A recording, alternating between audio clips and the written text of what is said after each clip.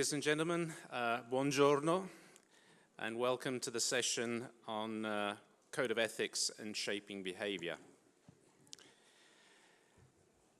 Ethical behavior and ethics is a recurrent theme that emerges from many of the sessions in this Congress. The ethics of the accounting profession are being called into question by events that are occurring all too frequently. And it's not just audits and auditors that are the focus of criticism. Increasingly, we see tax and corporate finance practitioners being criticized and sanctioned for their work.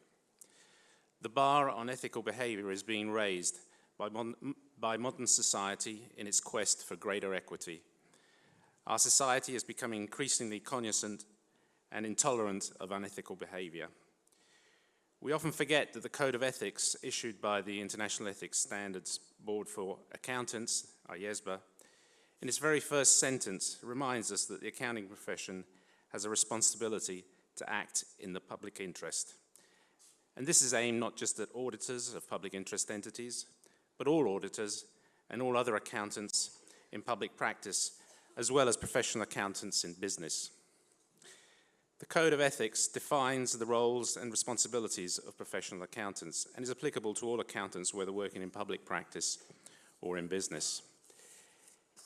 In this session, we will discuss how the Code can better help shape the behavior of professional accountants in this ever more demanding environment. Our panel is composed of 5 distinguished members of our profession who will discuss their perspective on how to achieve a more effective implementation of the Code and discuss impending changes to the Code and their implications.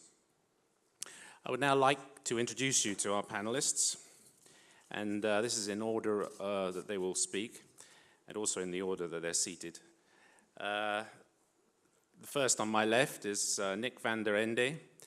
Nick is a member of the Public Interest Oversight Board of IFAC and holds a number of positions in banking regulatory bodies, including Senior Policy Officer of the Dutch Central Bank and member of the Basel Committee's Accounting Expert and Audit Subgroup. Nick will discuss the regulator's perspective to the way the Code should be shaping behavior. Don Thompson. Don is a member of the IESBA, and he's also National Director for Ethics and Independence and Regional Quality Partner for Grant Thornton in Canada. Don will discuss the challenges of implementing the Code from an SMP perspective, as well as discussing the impending projects that the IESBA has, including restructuring the Code and non-assurance services. Then to his left, we have Atsushi Kato. Atsushi is currently a member of the International Ethics Standards Board for Accountants. He was formerly Deputy Chair of the Accounting Standards Board of Japan. Atsu will discuss, in addition to his perspective on implementation of the Code, the NOCLAR project, the well-known NOCLAR project, which deals with non-compliance with laws and regulations. To his left, we have Ian Rushby. Ian is a member of the IFAC Professional Accountants in Business Committee and is a director of a number of companies and charities, as well as the UK Ministry of Defence, and is also chair of the UK Government Accounts Assurance Committee. Ian will discuss the challenges of implementing the Code from the perspective of professional accountants in business. Finally, we have Anna Karmanska. Among her many roles, Anna is currently professor of the accounting department of the Warsaw School of Economics and chair of the Ethics Commission of the Accountants Association of Poland. And Anna will discuss the importance of education in shaping ethical behavior and the views of young student accountants.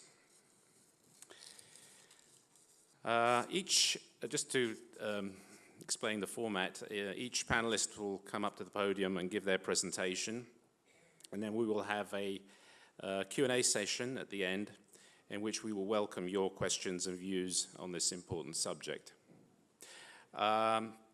The your questions can be given vocally using a microphone that will be circulated in the among the audience, or through the Congress website, the application that you should have on your iPads or iPhones.